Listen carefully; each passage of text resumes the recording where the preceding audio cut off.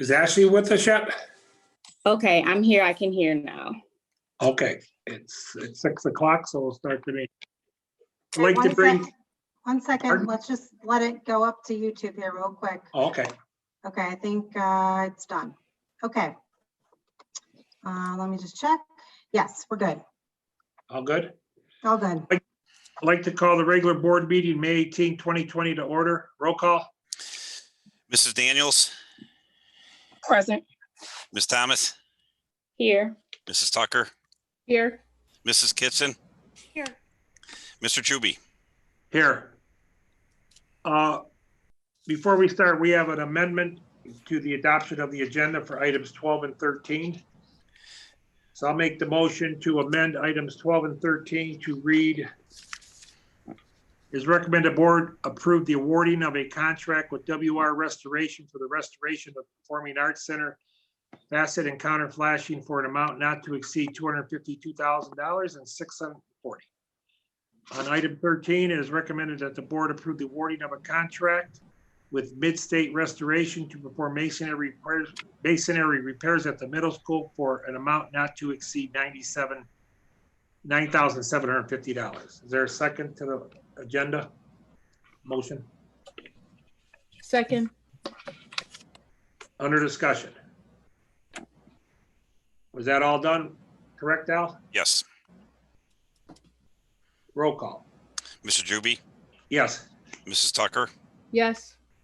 Mrs. Daniels, Yes. Mrs. Kitson, Yes. Ms. Thomas. Yes. Okay, recommend adoption of the agenda as Amended. amended. So moved. Second. Discussion. Roll call. Mrs. Kitson, Yes. Mrs. Daniels, Yes. Ms. Thomas, Yes. Mrs. Tucker, Yes. Mr. Chuby. Yes. Can we have a moment of silent reflection and pledge allegiance, please?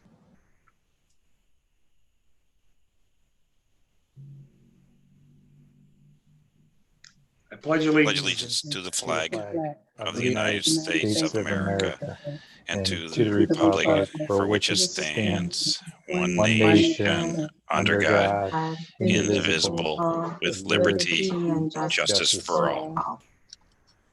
Reading and approval of minutes. So moved. Second. Discussion.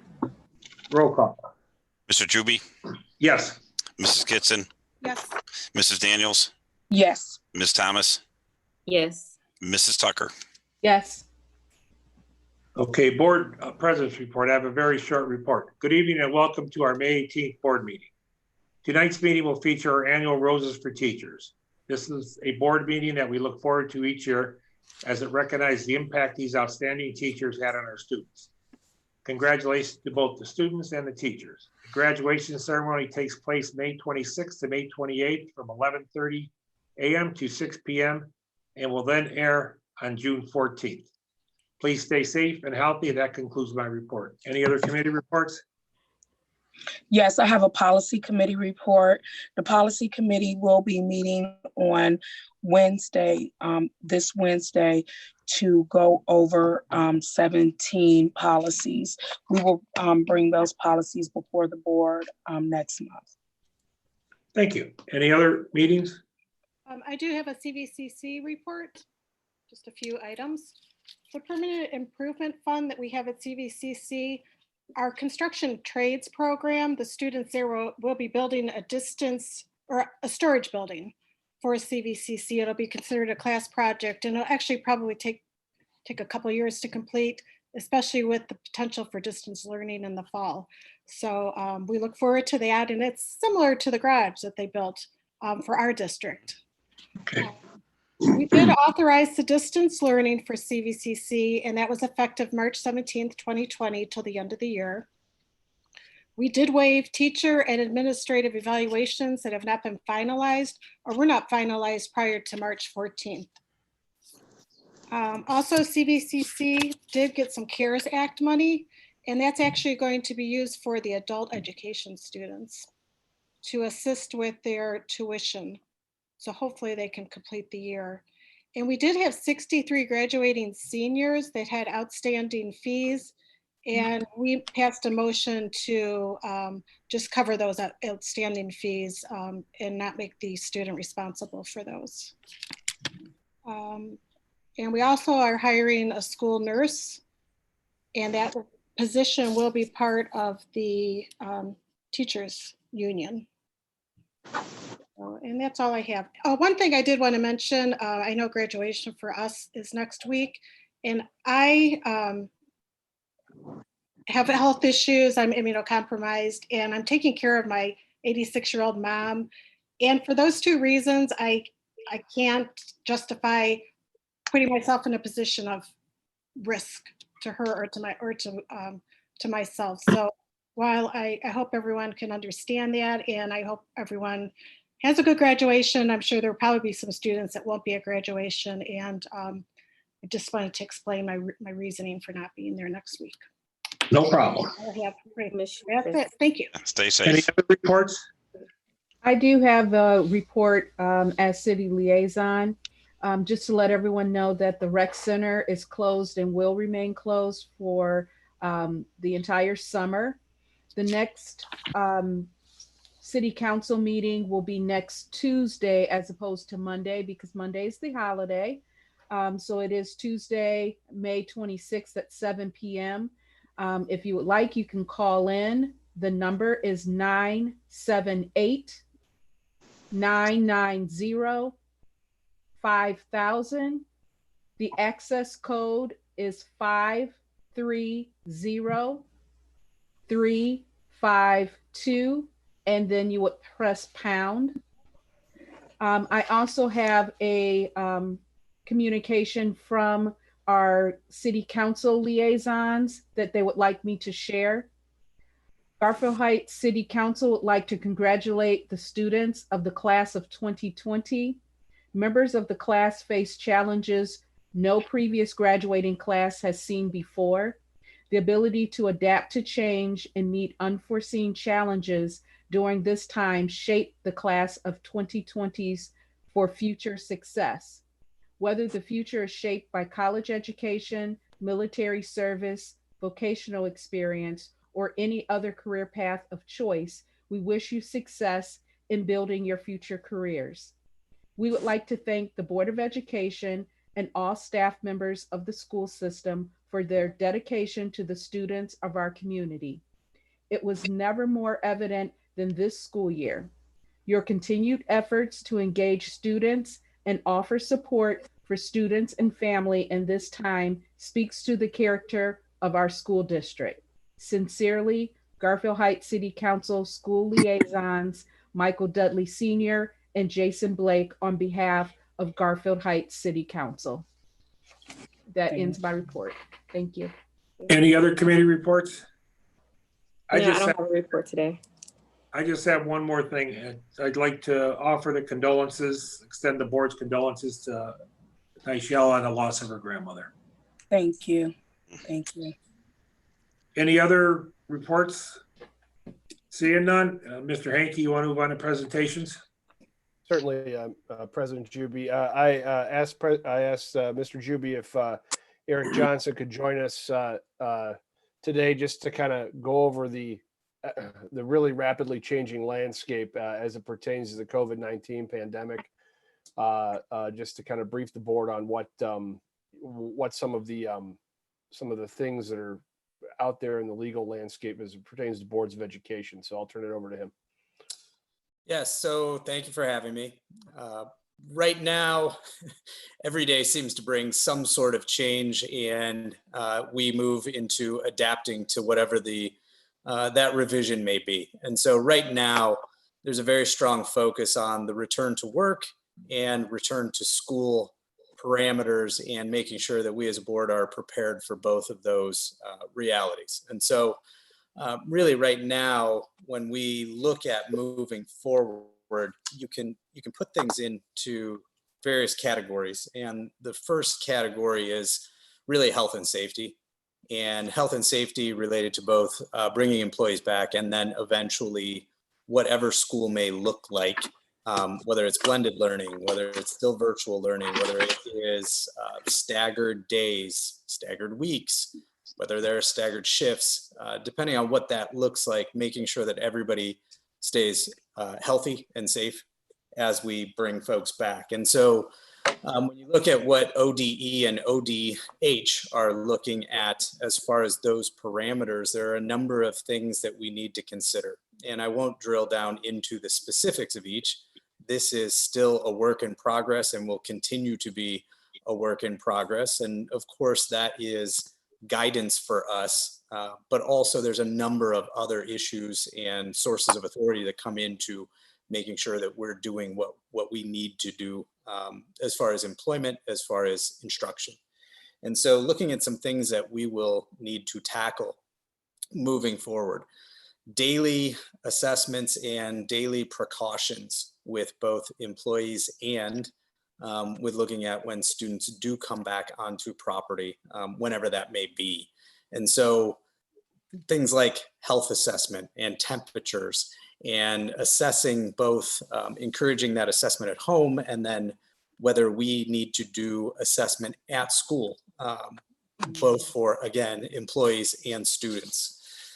Making sure, moving on to the next one, obviously social distancing is at the forefront right now, and you've likely seen a number of media stories, and I think the governor even spoke of it today at his press conference with regard to trying to enforce that social distancing that is important to the process.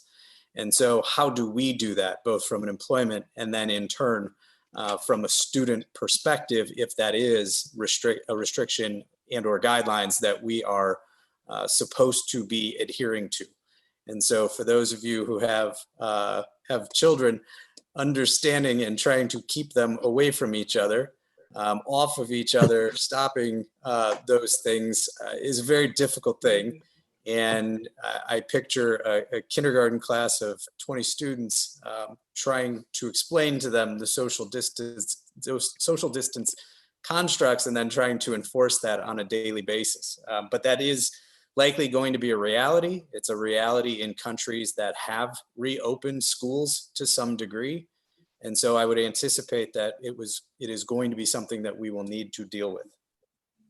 We will obviously need to deal with masks, and masks for employees, masks for students, masks for visitors, and what that looks like, what the protocols may be at that point in time. Again, the guidance on these issues changes at a pretty rapid pace. There may be developments that occur between now and when we look to go back to school. And so understanding what our restrictions are on that front, we are obviously going to have to continue to reinforce good hygiene.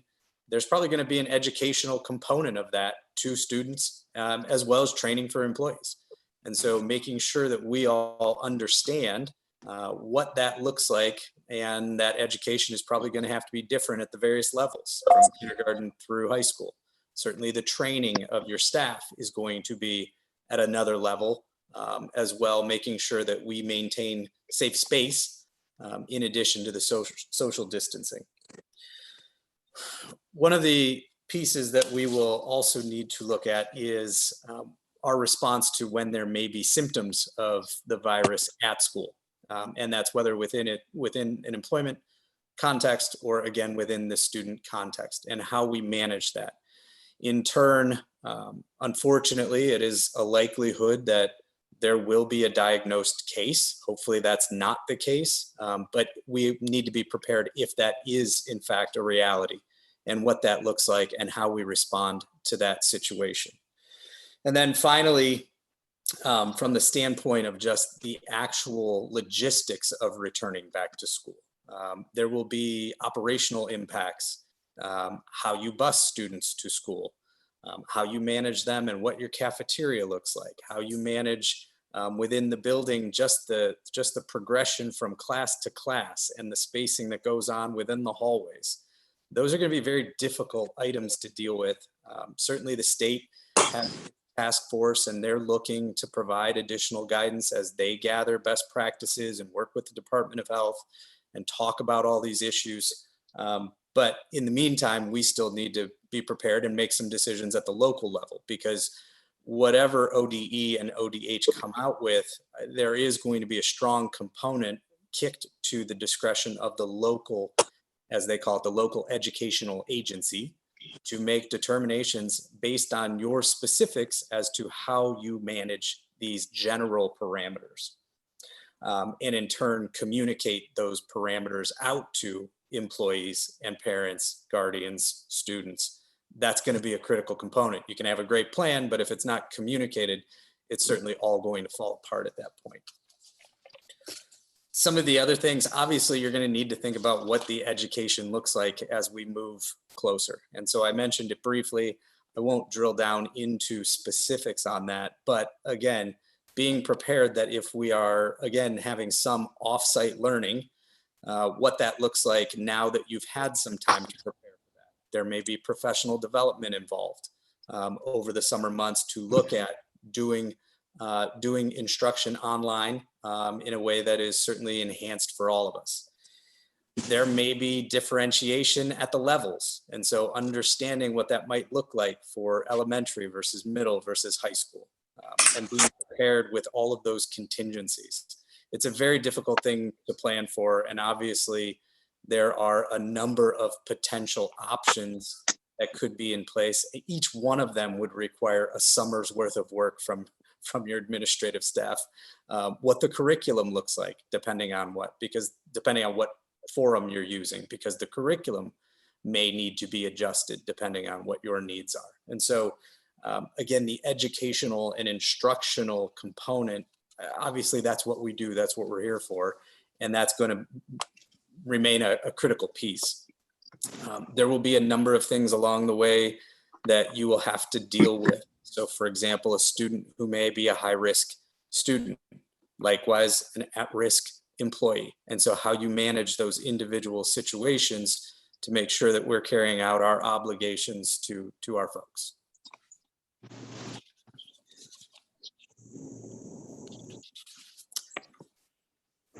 Do you guys have questions at this point on any of those issues or other issues related to return to work or return to school? I do have a question. I don't know if it's for you or for Mr. Hankey, but I know we have the COVID task force. I'm not sure if it's a task force. And can you explain that a little bit? How many people are on it? The purpose of it? And how often you meet and things like that? Sure. So I decided a couple of weeks ago that I needed a smaller group of folks on the administrative level to meet with me to plan just what Eric was talking about in terms of health, safety, and welfare. So I decided to have the assistant superintendent, the treasurer, the coordinator of security, Doug Dillon, myself, and Leanne Reisland from Teaching and Learning meet, and also as a liaison to the board, Mr. Juby. And last week, I also invited Eric to the task force meeting. All of the things that he's talking about are the kind of nuts and bolts things that we are discussing at this task force right now. We are certainly waiting as well for guidelines or guideposts from the state government, from the Department of Health and Department of Education. And we have a number of options in terms of instruction that we have outlined depending on where those recommendations go.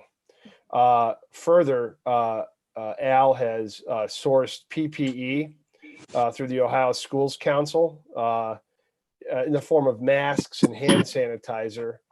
And we're also working with a couple of different options in terms of possibly some sort of thermal imaging or temperature check system that could be in place for that. So I guess that's a long way around to answer your question, Mrs. Kitson, is that it was a task force that was brought together quickly, and the main goal is health, safety, welfare as we reopen school in the fall. Is there input like from the Ohio Department of Health, or could that be considered? Is anyone involved locally as far as? Yeah, actually, we had a good conference call, Al and I, with Stephanie House, and she had a great suggestion to leverage Marymount, which was also designated as a COVID hospital. And I've reached out to their community engagement person, Meredith Seeley, who's been a good partner with us the last year. Okay. We're going to work with them, because the other thing is that the state is still developing these guidelines.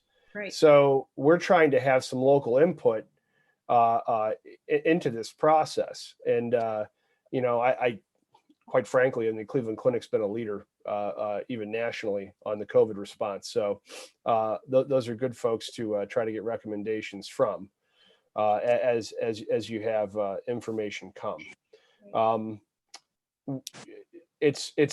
School's going to look very different, and what that exactly looks like, we just don't know yet. My best guess, though, is we're looking at a blended learning type of environment. And the other piece of this, Mrs. Kitson, I have it in my report to the board, is that this survey that we're doing for parents and community members, it's a scientific survey, is to ascertain some of their feelings and thoughts about their comfort levels with various things, what they would like to see, so that we can also take their input into the planning process. And I don't even know if this is possible, if we could take it to the local level and have input with Marymount and possibly assistance with the city to do some sort of testing of our citizens, our residents in the summer. I mean, at least we'll have an idea of a baseline Well, data. and yes, that'd be good baseline data. And also, I think the other thing, as Eric said, in terms of, again, I'm an educator, not a doctor, but I've read a lot about contact tracing. So if you have a person that has comes in, a student or someone or a staff member that comes in with a positive test, you have to work with the local Cuyahoga County Department of Health to do contact tracing, because that's very helpful in the absence of testing, if they do not have enough tests, which seems supposedly we're supposed be to be able to, the latest now, and it changes every day, like Eric was saying, but there's testing available. We can't get the people to do the tests. So again, if you need assistance with anything, let me know in any way. So I appreciate the information on the task force. Sure. So, Chris, within the task force, and just speaking of the need that we'll have for either more medical professionals or, someone extra to help out with these different protocols that we're thinking about, have you guys discussed any staff roles that may need to change or be added in order for us to have a particular learning environment? Very preliminarily, and quite frankly, Ms. Thomas, I think that's probably something for an executive session, because there is going to have to be some possible changes in terms of staffing based on social distancing guidelines. But I wouldn't like to finalize that without the board's input into some personnel decisions.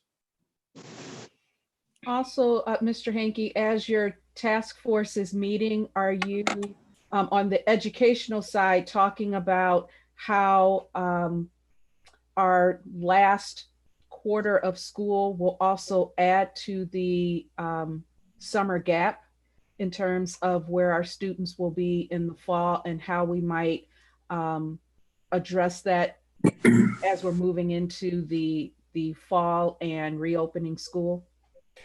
One of the things on the table, Ms. Tucker, is some sort of a looping format where, and again, I want to preface this because this is a public session, that these are things that are under discussion. Mm-hmm. These are not finalized things, where possibly the students would come in the fall at the grade that they're in presently for a few weeks, and then they'd loop up with their teachers to the next grade. That's a way to address that gap. Also, we are developing an online summer school program. And I know that's not ideal. We'd always like to be in person, but we are going to have I think Mr. Patton, you said 25 teachers or so have already signed up to 29. help us. 29 teachers have signed up to Yes. help us with those efforts. And the building administrators have been tasked with looking at map data to try to ascertain which students will need the most help. So those are things that are under discussion in terms of the gap. I think that's a very good point. Mr. Hanke, I also have a question relative to the task force. With one of the primary goals is health and safety with the task force. I know that you said you partnered with have talked to Marymount, but will we really solidify a consultant or a partnership on this task force to ensure that we are being in line with the health and safety guidelines that will most benefit the students? Because right now it doesn't sound like we have anybody on our task force that's their genre. Just so, and I know you talked about consulting with Marymount, but are we gonna firmly build a relationship with someone that continuously can consult us in this area on the task force? Yeah, that's a good thought. And one of the folks we can leverage is our third-party vendor we call PSI. They provide us with our school nurse. I think though that I can work with Dr. Dupree and we can possibly have someone like that on there. I would, and they're very busy, Ms. Daniels, in terms of Marymount, but I would like to get them to the table sooner rather than later. But they're, they're also doing their thing. But yeah, it's a very good thought. I'll really work with Dr. Dupree on it. Yeah, I mean, I just really think that, and that we're moving into this, and the purpose. My understanding of what I heard is the task force purpose is to ensure that our students and staff come back to health. A safe and healthy environment. So if we have someone in that area that assists us better with streamlining our, our goals for the district as it relates to the pandemic and moving forward. Sure. I'll work with Dr. Dupree and see if we can get a representative from PSI to see what in terms of their input and having them participate. Thank you. No. Any other questions for Mr. Johnson? No. Seeing none, moving on. Thanks. Roses for teachers. Thank you, folks. Good night. Thanks, Eric. Good night, Eric. Thank you. You're welcome.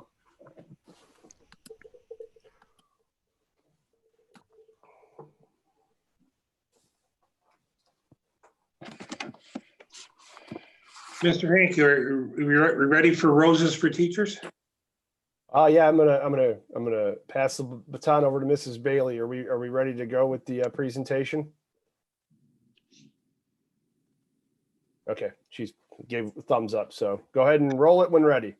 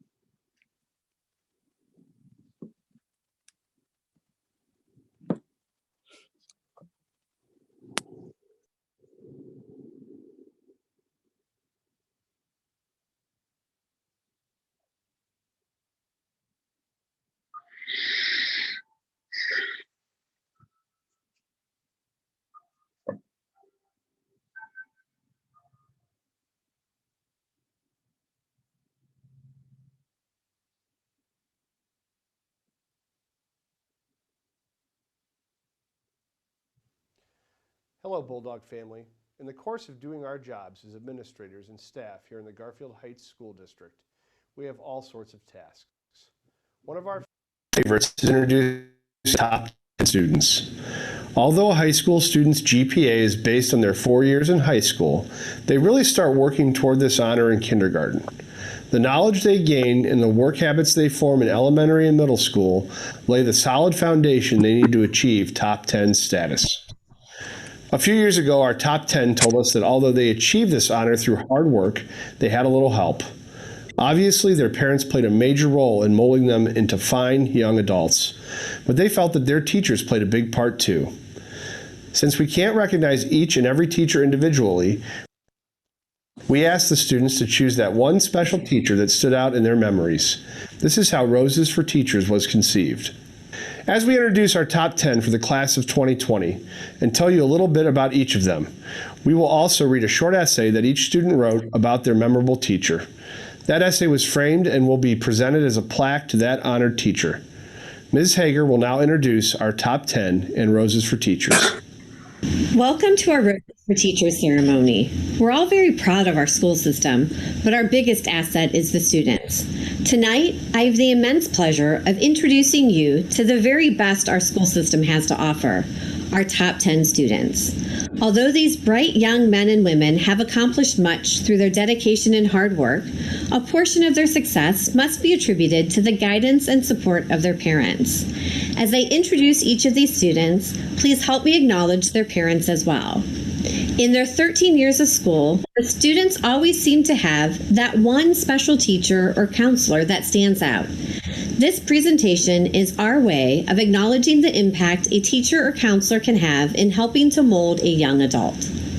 In a class of 300, the honor of being 10th in the class belongs to Deanne Smith with a 3.858 GPA. Congratulations to Deanne and her mother, Benita Smith. Deanne Smith is an incredibly gifted artist. She'll be attending the Cleveland Institute of Art for the next 4 years, where she's received $41,000 so far in scholarships and grants. Her major will be fine arts with a focus on drawing and painting. But art is not the only thing Deanne has a talent for. She played girls varsity soccer for 4 years and was awarded MVP and Coaches Award. She's a member of Glass Ceiling Club, Project Mosaic, and National Honor Society. Tonight, Deanne gives her rose to Mrs. Emily Mayoski. For my rose, I am nominating Mrs. Mayoski. Mayo has been my art teacher for 3 years, and over that time, I've learned so much from her. She challenges me to try new techniques and mediums for my art and made me the dynamic artist I am today.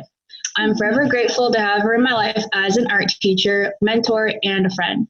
She has guided me far enough for me to move on to college and apply myself as a diligent artist. Thank you, Mayo. So much. You are probably one of the, if not the most talented student I've ever had. Oh, thank you. Knowing you and having you in class and mentoring you, and I can't wait to see where you go after college. I expect big things. So yes. Really excited that you chose CIA. They're really lucky to have you. Oh, thank you. Love ya. Love you too. Thank you, Deanne, and congratulations, Mrs. Mayowski. Our 9th place student with a 3.870 GPA is Bella Irvin. Congratulations to Bella and her parents, Michael and Melissa Irvin. Bella Irvin is another student who has worked hard and played hard during her academic years. She started her College Credit Plus years in the 8th grade and has gone full speed since then. She's already earned 60 credits, which is an associate's degree in fine arts. Well, fine arts or arts. While at the high school, Bella has participated in Music Express band, marching band. She loved her time at Music Express, dancing competitions, and all the fun that they had together as friends. She will be attending Baldwin Wallace University in the fall. She has received $15,000 fellowship scholarship and a $10,000 from select CCP grants, which makes almost $25,000 total from BW. She plans on studying early childhood education Tonight, Bella gives her rose to Mr. Stephen Pernod, Music Director. For my rose, I nominate the teacher that has meant the most to me throughout my high school years. This teacher is the person that pushed me and believed in me. They got me to where I am today. In all honesty, I joke a lot about how he is the only reason I'm still in high school. Throughout the 4 years in his class, I have always felt accepted and loved. It made me love going through school and love my entire high school experience. It is the first thing that comes to my mind when I think of high school or when someone asks me about high school. When I was given the opportunity to choose a teacher, he was the first one that popped into my head and made my years of schooling. The teacher I choose is Mr. Pernod.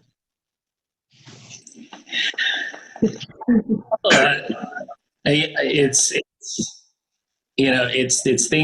hearing something like that makes this job worth it. It's can be a lot of work, and sometimes you can wonder, oh gosh, why am I, but when I hear something like that from someone like you, that's really why we do this job, and you've been phenomenal. I mean, especially the last 2 years, just, I always marvel at a student like you who we get to the point in your junior and senior year when I don't have to say things to you anymore. Like you go do what I need done before it even occurs to me that I need to ask you to do it. You're like, oh yeah, I already took care of that. And you've just been phenomenal and so dedicated, and it's an honor. So thank you very much. Thank you. Thanks, Bella, and congratulations, Mr. Pernod. Eighth in the class of 2020, Rosalie Sajovi has a 3.875 GPA. Congratulations, Rosalie, and her mother, Joyce Sajovi. Rosalie Sajovi will be attending Cleveland State University this fall and will major in theater arts with a focus on playwriting.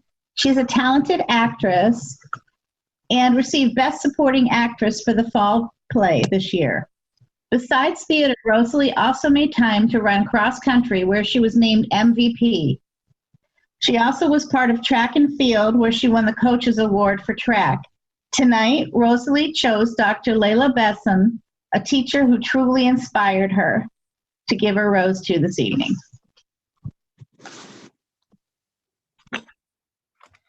Dr. Besson always gave us projects and assignments which pertain to our personal interests, and she always managed to give us fun and helpful ways to help us learn about ourselves and to help us plan possibilities for our future.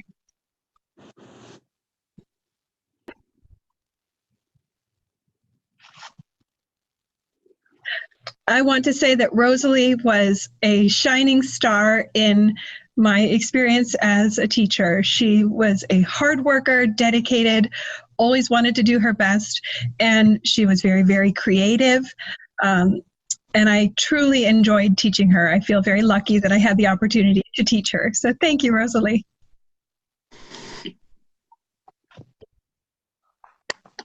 Yay! Thank you, Rosalie, and congratulations, Dr. Besson. Unable to participate in the Roses for Teachers program was Kobe Lawarka, who is 7th in our graduating class this year with a 3.89 GPA. We would like to congratulate Kobe and his parents and wish him the best. The number 6 spot in this year's class belongs to Amir Dixon with a 3.91 GPA. Congratulations, Amir, and his mother, Sabrina Robinson. The amazing Amir has worked and played hard over the past 4 years. His activities include NHS member, Music Express, band manager, yearbook committee, theater choir, student council, and first ring leadership team. Amir has been a life-saving blood donor throughout his years at the high school and is proud to be a 4-year choir member. Amir's greatest strength lies in helping others. He tells me he chose the field of psychology to study because he wants to make a career out of helping others. He states that he wants to help create a safer, more enjoyable world for all those around him. He also wants to make a goal to join and or create a volunteer organization for the betterment of society and global health issues. Amir has received scholarships totaling approximately $89,000. Tonight, Amir presents his rose to Mrs. Marksberry, his guidance counselor. For my rose, I am nominating staff member Ms. Marksberry. Over my entire academic career, I can't think of a more amazing teacher. No matter the topic, Ms. Marksberry has always had an open ear to listen and incredibly thoughtful advice to provide. I want my rose to represent how thankful I am to have you guide me throughout my high school experience. Thank you. Thank you, Amir. I'm so honored for you to give a rose to me. I mean, that was so kind, and you are such a compassionate and amazing young man, and so ambitious, and I know you're going to be successful. So thank you. Congratulations. Thank you, Amir, and congratulations, Mrs. Marksberry. Fifth in the class of 2020 with a 3.98 GPA is Jinsea Leonard. Congratulations, Jinsea, and her parents, Norman and Melissa Leonard. Right in the middle of our top 10, coming in at number 5 with a GPA of 3.98 is Jinsea Leonard.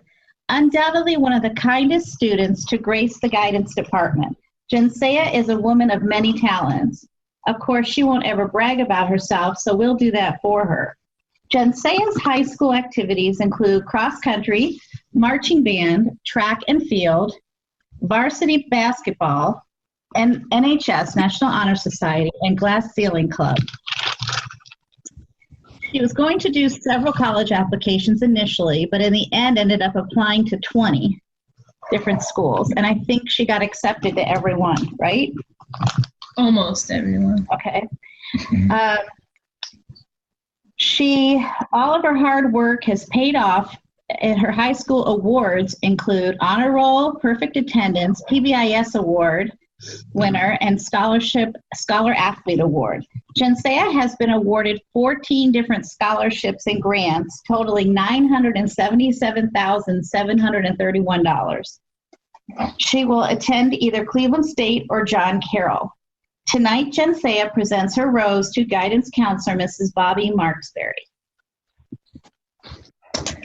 I will be nominating Ms. Marksberry to accept my rose. Over the past 4 years, she has been a consistent resource and support in my high school development and college preparation. She's professional, reliable, kind, helpful, and so many other amazing characteristics. I always felt that I could approach her with any question or concern. The world needs more Ms. Marksberrys. Thank you for everything. Is this my turn to say something? Thank you, Jinsea. I'm so honored to have, for you to select me. You are definitely, everything Ms. Castagnola said about you is definitely true. Your parents must be super proud. You're one of the most independent students I've ever seen and one of the most driven. So thank you. I am honored. Thank you. Yay. Congratulations. Congratulations. Thank you. Thanks, Jinsea. Yes. Awesome. Thanks, Jinsea, and congratulations once again to Mrs. Marksberry. With a 3.991 GPA, making him 4th in the class of 2020, is Jakai May. Congratulations, Jakai, and your parents, Lorenzo and Nicole May. What can we say about Jakai? Jakai is so smart, he was finished with all his required courses by the end of junior year. Instead of graduating early, Jakai chose wisely to take College Credit Plus classes and earn credit for school. Speaking of which, Jakai is considering Westminster College, where he has been offered a full ride. In fact, Jakai has college offers totaling approximately $300,000. Congratulations, Jakai.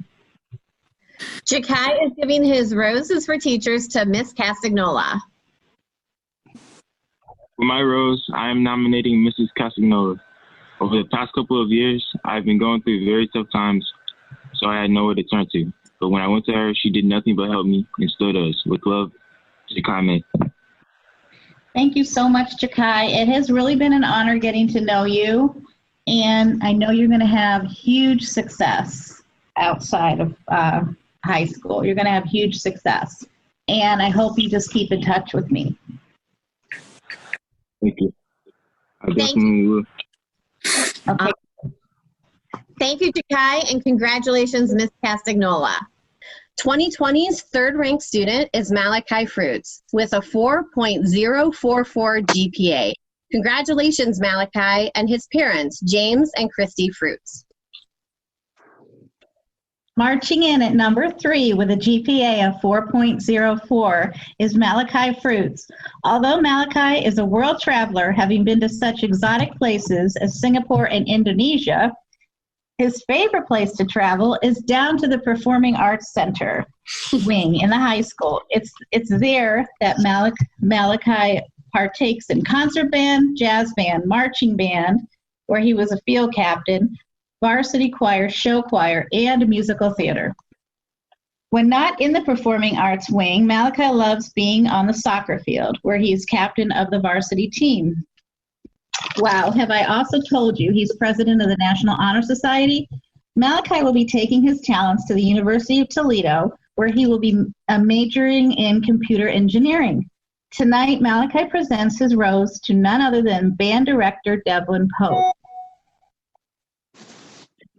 My rose is going out to Mr. Pope. Mr. Pope is receiving my rose because I've had him for 7 years, and all throughout middle school and high school, he's always had the I think you can and I know you can attitude towards all of my endeavors. And since 6th grade, I've learned a total of 4 new instruments and have become more proficient in others. And he's always encouraged me to come out of my comfort zone, and he's helped me become someone who I didn't think I could be, and he's helped me learn how to lead, and especially lead people who don't necessarily want to follow. And Mr. Pope has just always looked out for what's best for me, and I can't thank him enough. So thank you, Mr. Pope. You're welcome. It's definitely been a pleasure, for sure. And congratulations to you for top 3. Thank you. And I know you're going to do great wherever you go, whatever you do. Thank you, Mr. Pope. Thank you. Thank you. Thank you, Malachi, and congratulations again to Mr. Pope. Second in the class of 2020, our salutatorian with a GPA of 4.254 is a very deserving, hardworking young woman.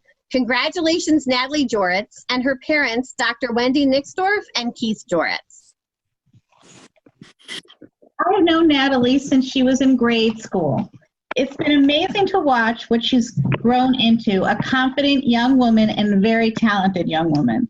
Natalie's high school accomplishments include Music Express, where she was a soloist for 4 years, Best Actress in the Theater Award, Vice President of National Honor Society, Senior Class Secretary, and she also got the Best Female Soloist Award for Music Express.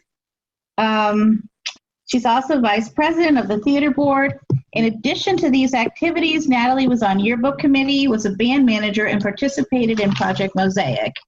One of Natalie's greatest accomplishments has been learning how to deal with her anxiety. She has suffered from anxiety since she was young, and with the help of family and friends has been able to manage it. Natalie credits Dunkin' Donuts for getting her through senior year, as well as olive oil, which I'm not quite sure what that means. Oh, that's my friend. Did you know Natalie has perfect pitch? She says the only thing she loves more than having perfect pitch is Mr. Pernod calling her a freak of nature because she has perfect pitch. Did I mention that Natalie also has received critical acclaim for her performance with the Deaf Theater Group? Natalie will be attending Heidelberg University, where she received a $19,000 trustee scholarship and a $3,000 merit scholarship. Tonight, Natalie presents her rose to Deborah Norris, her sign language teacher.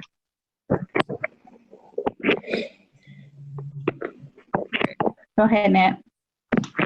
Where do I even begin? I mean it when I say you completely changed my life. Sophomore year was really rough for me. I was in a tough spot mentally, and I felt like nothing in my life was going right. Everything felt awful, except in your class. I felt a breath of relief whenever I walked into your room. You were my safe space. I needed someone like you so badly, someone who encouraged me and believed in my dreams. I am so grateful that you came into my life and even more grateful that you stayed. I'm so glad I stuck with ASL because I've learned so much and it's opened so many new doors for me. I've gotten to take part in 2 deaf shows and further my acting career, all thanks to you.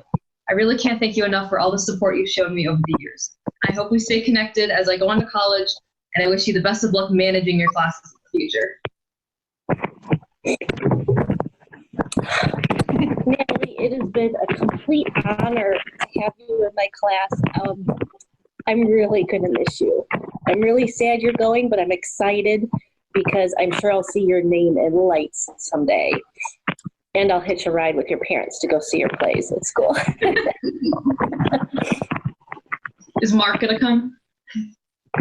Maybe. You have to be Aspen. That's the rule. Well, if Mark was here, he'd say, how do we get on a first name basis?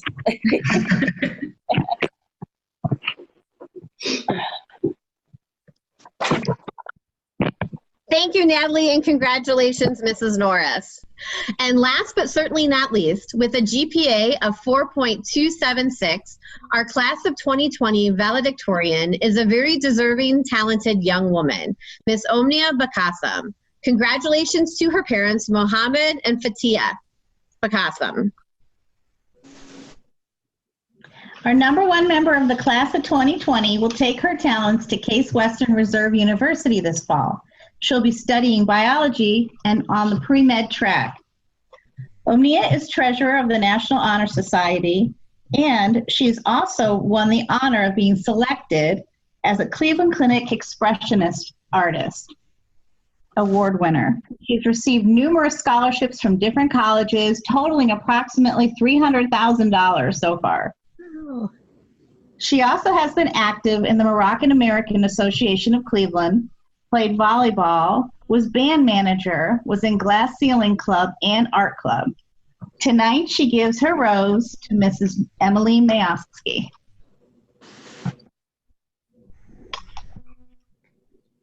Okay, dear Mayo, wow, let me say that backwards, wow.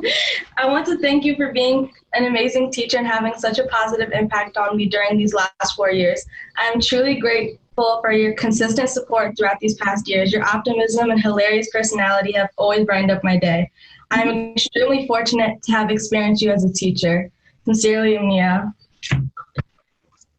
Thank you so much. Sorry, my kid's crying in the background.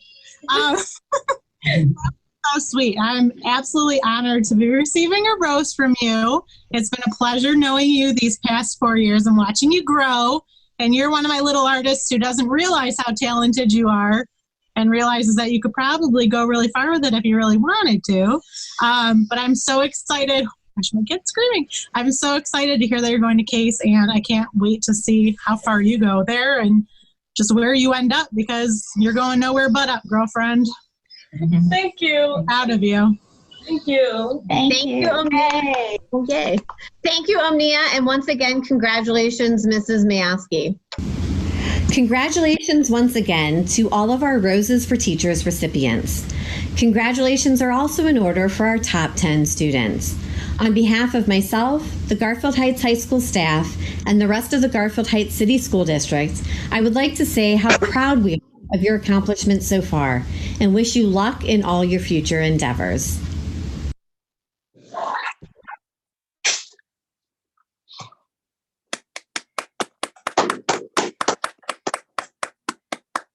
We're back live, Sherry?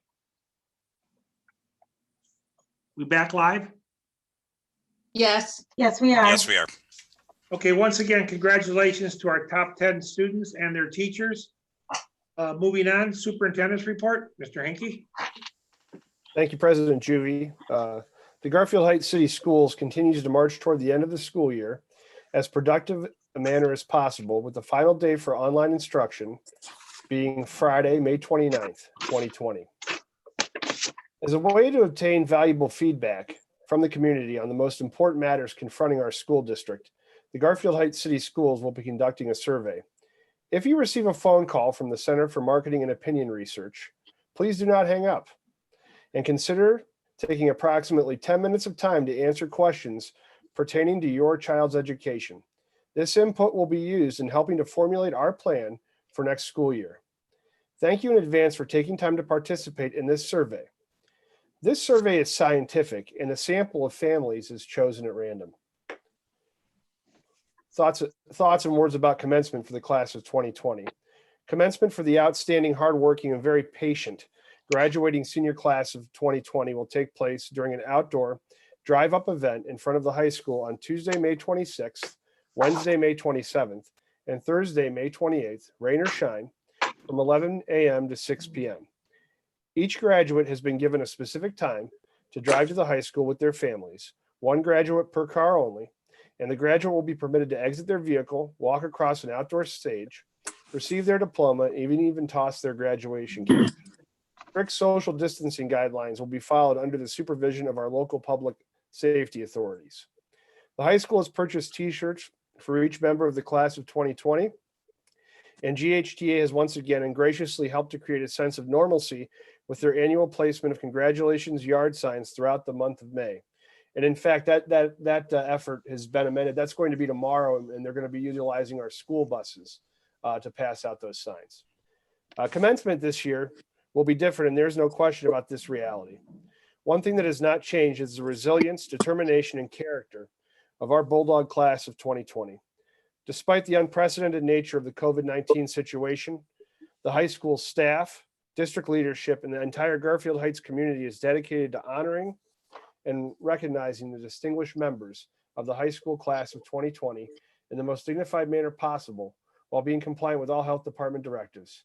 Congratulations to the Garfield Heights High School class of 2020. I'll give them a round of applause real quick in the middle. Moving on with some other topics. Parents and students in the community should take note that beginning on Monday, June 8th and running through Friday, June 12th, the buildings will reopen for the purpose of picking up any needed supplies that may have been left at the building. Building principals will be sending more detailed information to families about strict procedures for social distancing in the coming week or so. And please expect a drive-up pickup format for the remaining items in the future. Students will be expected to return Chromebooks at this time.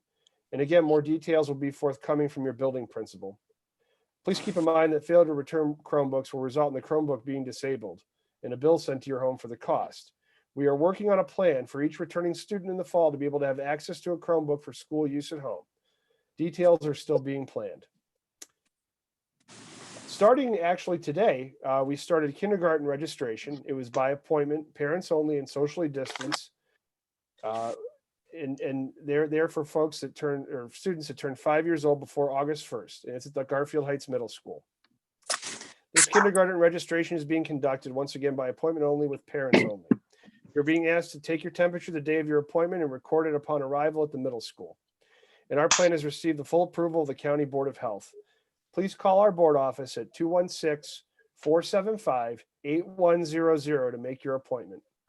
Finally, I would like to gratefully thank the wonderful and dedicated staff members of our district for their hard work, dedication, and resilience as we celebrated National Teacher Appreciation Week earlier this month.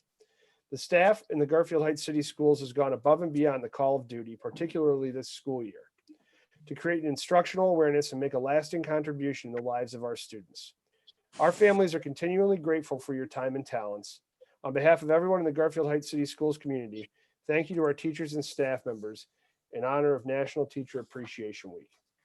Once again, on behalf of everyone in the Garfield Heights City Schools, congratulations to the class of 2020, and thank you all for finishing the 2019-2020 school year on as solid and strong a note as possible. Thank you, President Juby. That's the conclusion of my report. Any questions for Mr. Hankey? Seeing none, we'll move on. Remarks from the public regarding agenda items, Mr. Sluka. Mr. Juby, I have no emails. Sounds good. Moving on. Reports and recommendations of the treasurers. Recommend the board approve the financials for April 2020 as presented in Exhibit A. Move and waive items 1 and 2. So moved. Any discussion? Yeah, I'd like to briefly comment on item 2, the forecast. While the board, we went over it in detail a little bit at the work session last Monday. This is the final version that'll go down to ODE. Just a few things to point out here for the general public. This will be up on the website tomorrow morning. This has a lot of detail, more detail for each of the areas, revenue areas and expenditure areas. So that's where a lot of the information that where we came up with numbers to show some of the issues. Once again, the biggest thing is we had funding cuts this year. We do not know what the funding cuts will be like next year with the state. Over 55% of our revenues comes from the state. So that is built in here, a 3% cut. Some of the other areas I just saw for the boards that the governor has cut funding to community schools by $88 a student. That should save the district $36,000 out of a $44 million budget. So I guess every little bit helps. I saw nothing on Ed Choice or some of the other stuff, but okay, we'll see there. But yeah, this is a more detailed report, and as I get more information as it comes, I will, if I need to amend this forecast as more details come with some of the cuts, I will do that at that time. The CARES funding, we're getting more information as we speak on a daily basis. So the CARES funding will help us a little bit, I think. It's just as we go through and have to map out what our expenses are per Mr. Johnson reported. We're still working through some of the issues for next school year and what those costs are going to be. So we just we need to be prudent in what we do and move forward, because it's as with the state, we are not in that good a position right now. So we're going to try to do everything we can to mitigate going out and requesting new money. But like I said, this is just a preliminary forecast. This is the update that we're required to do every May. But once we get more information, this forecast probably will change and we'll get those changes out there. But as of now, I encourage everybody to read each of the areas and get a lot more detail on how we arrived at these numbers. So any questions on the updated forecast that will be going down and we'll submit to the state as required. I didn't have a question about the forecast, yes, but in one of the exhibits, it talked about building improvements for the transportation building. Were those the improvements that we had discussed prior? Are those the same thing? Yes. Okay.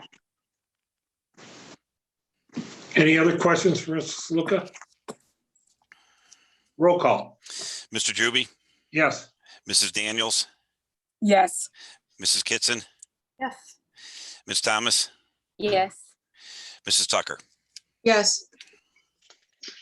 Under recommendations of the superintendent to the board, under personnel. You can waive items 3 through 10. Second. So moved. Discussion, roll call. Mrs. Kitson? Yes. Mrs. Daniels? Yes. Ms. Thomas? Yes. Mrs. Tucker? Yes. Mr. Juby? Yes. Under contracts, it is recommended the board approve an agreement with James G. Zupka, move and waive items 11 through 13. Second. Discussion? Yes, I'd like to comment on items 12 and 13. This is the awarding of contracts to do the Performing Arts Center facade and counter flashing, and then to approve a contract for fixing the windows in the middle school kitchen. Just so the board knows that both of these awards are not being paid from the operating fund we have monies that we have to set aside per the OFCC, and we'll be using those monies to do the Performing Arts Center, and then we'll use the Permanent Improvement Fund to do the mid-state restoration to the middle school windows. Both of these are needed. If you were at the meeting that we had to talk about the issues that we're having with the facade at the Center for Performing Arts, we did have some leaky issues with some of the duct pointing, and that will take care of all the leaks in the Center for Performing Arts and button up that building against such of the storms that we had just like last Friday. So we fully anticipate taking care of all those leaks. And then the middle school window, if you've been in our kitchen, one of the windows, the lentil, they just never put one in there. So the bricks are dropping down. So we need to fix that. But like I said, we're not using operating funds for this. We're using other funds to pay for this. And what funds did you say again we were using? We're using the 034 fund, facility maintenance fund, and then the 003 and 004 for the other projects. We're trying to use as much of the other funds as we can to do some of these projects. Okay, so you're using the 034 facilities for this maintenance. one. Yeah. Right. And then you said 003 permanent improvement, 004 the building fund. And you said those are for other projects. Right. That money is set aside for other projects. Okay. Any other questions? I think I might have, did we talk about insurance or warranty for the work being done at the Performing Arts Center? I believe we did this, or we will. Right, we will. We after we award the contracts, we are having we'll have a meeting with the winning bidder tomorrow. Actually, I have a meeting at 10 o'clock tomorrow, so we will be discussing all of that, and getting a written contract and getting warranties and everything else from this project. Absolutely. Roll call. Mr. Juby? Yes. Mrs. Kitson? Yes. Mrs. Daniels? Yes. Mrs. Thomas? Yes. Mrs. Tucker? I'm sorry, Ms. Thomas. I don't want to. Yes. Mrs. Tucker, thank you. Yes. Under miscellaneous, is recommend the board approve the following resolution number 2020-22, a resolution giving the. Item 14. Second. Any discussion? Yes, real quick. The state has decided that they are going to allocate monies for school buses. And so they set aside money for us to purchase a school bus. We have to make that commitment to buy the bus to get the money. We do have an older bus population, and we have a few buses that need to be replaced. And going through the Ohio Schools Council allows us not to have to do the bidding requirement because they are fulfilling all those bidding requirements for us. So that's why we're joining as part of their school bus fleet bids. Will they be the same buses? Yes, we're trying to do the same type of buses because it's easier on our mechanics. And if we have some of the buses we used to have Internationals, Bluebirds, some of the others, some have issues. So if we can keep the same buses, then we have the same type of, the mechanic can know what's going on. So yes, we're trying to keep the same Mica bus. Now we'll see what the bids come out for, but we try to keep the same type of fleet throughout. Thank you. Roll call. Mrs. Kitson? Yes. Ms. Thomas? Yes. Mrs. Daniels? Yes. Mrs. Tucker? Yes. Mr. Juby? Yes. Remarks from the public regarding miscellaneous school items? I have no emails, Mr. Juby. All right. Announcement of the next board meeting will be June 15th at 6 p.m. virtually. Motion to adjourn at 7:09 p.m. So moved. Second. Second. Roll call. Mrs. Daniels? Yes. Mrs. Tucker? Yes. Mrs. Kitson? Yes. Ms. Thomas? Yes. Mr. Juby? Yes. Thank you for all for joining, and we'll see you in about 3 weeks. Thank you, everyone. Have a good night. Have a good rest of the evening. Good night.